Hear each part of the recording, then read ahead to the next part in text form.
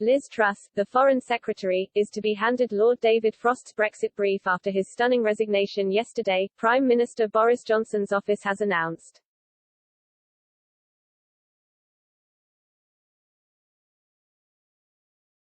A Number 10 spokesman said, Truss will take over ministerial responsibility for the UK's relationship with the European Union with immediate effect and will lead the ongoing negotiations to resolve the problems arising from the current operation of the Northern Ireland Protocol.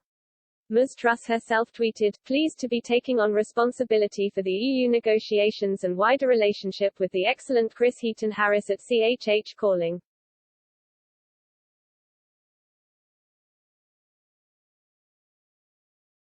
Ms. Truss was promoted to her current role in a reshuffle earlier this year, having previously grabbed headlines as the International Trade Secretary, a role which involved tying up trade deals for post-Brexit Britain.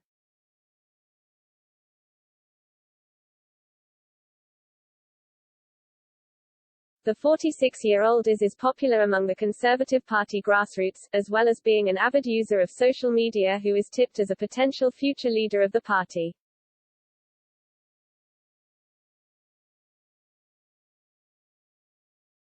She backed Remain at the 2016 referendum on Britain's EU membership but is now a staunch supporter of Brexit.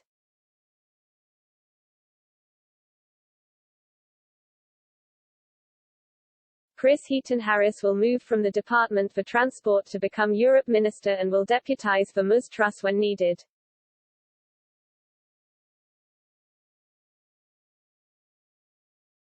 Aldridge Brownhill's MP Wendy Morton will move from being Europe and America's Minister to replace Mr. Heaton-Harris at the DfT.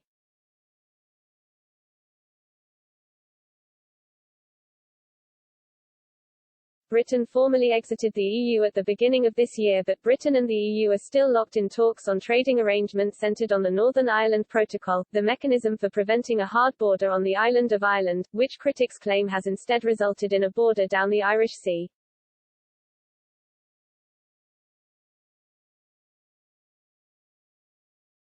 Lord Frost resigned with immediate effect on Saturday night, having previously agreed with the Prime Minister he would leave his job in January.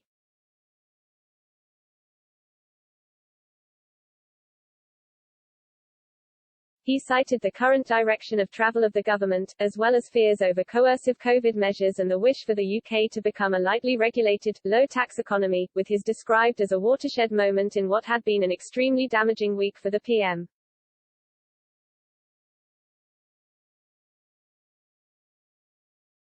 Addressing Lord Frost's decision, Peter Bone, Tory MP for Wellingborough, told Trevor Phillips on Sunday on Sky News he agreed with Lord Frost's concerns over the prospect of coercive measures to control coronavirus.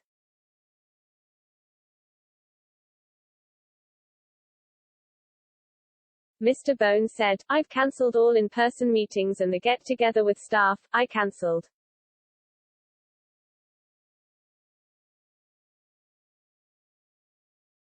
I won't be going to crowded places, but leave that up to the individual to make that decision, don't have the state telling me what I have to do every day, and so in that regard, yes, I'm with Lord Frost on that.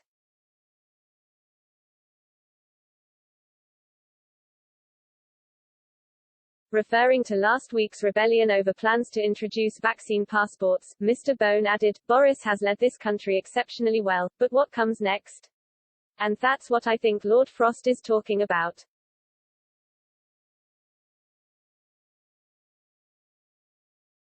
I think part of that rebellion of 100 Conservative MPs was partly due to the fact that we want to see the Prime Minister move to a more conservative agenda in future.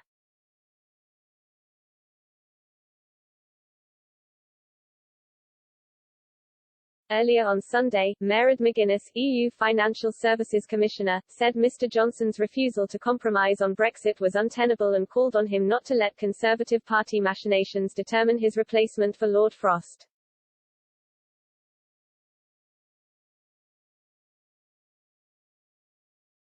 Ireland's appointment to the European Commission told RTE Radio she hoped that the Omicron variant of COVID-19 and other big issues would help nudge Britain to reciprocate on concessions made by Brussels.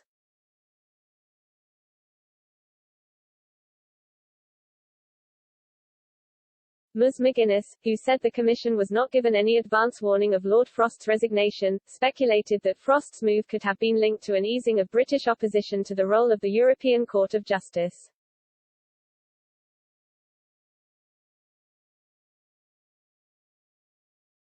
She said, "I would hope that the mood will be towards compromise and problem-solving, not Conservative Party politics, which I'm afraid takes the eye off the real issues, and will drag out this into next year, which is not good for Northern Ireland."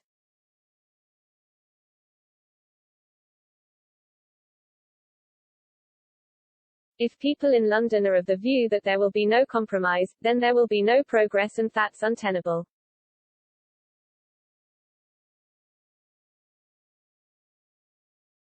Ms. McGuinness called on Mr. Johnson to resist pressure to choose a hardliner as Frost's replacement.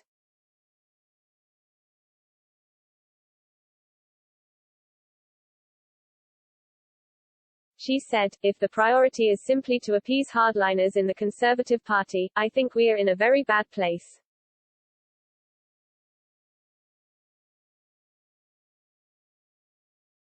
She said the focus had to be on the issues and that it would be alarming if progress is dependent on the personality of the negotiator. Frost's replacement should be fully briefed and begin by acknowledging the concessions made by Brussels.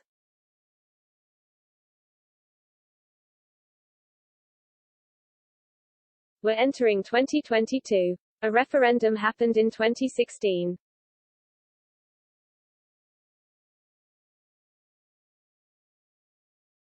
We must focus on Northern Ireland, not the internal machinations of the Tory party.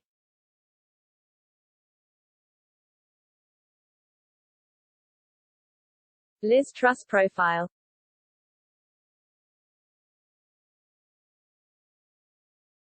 By Sam Lister, Deputy Political Editor.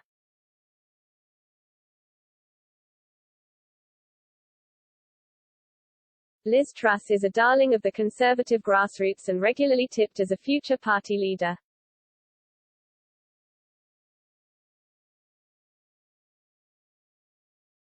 A free marketeer, she wants to slash red tape and give adults the freedom to make choices that others disapprove of.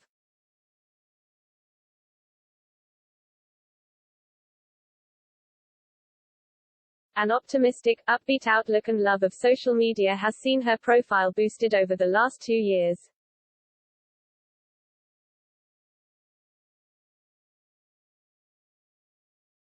Ms. Truss voted Remain but quickly embraced Brexit after the referendum.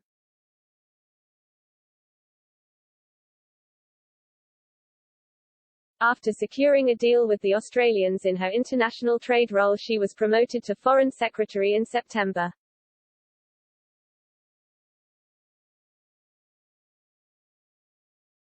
She grew up in a left-wing household in Leeds, chanting Maggie, Maggie, Maggie, out, out, out, on protest marches.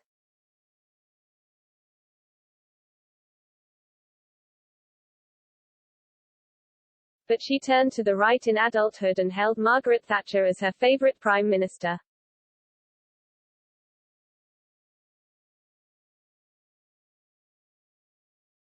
Before politics, Ms. Truss was Deputy Director at Reform, a think tank aimed at making public services better and smarter.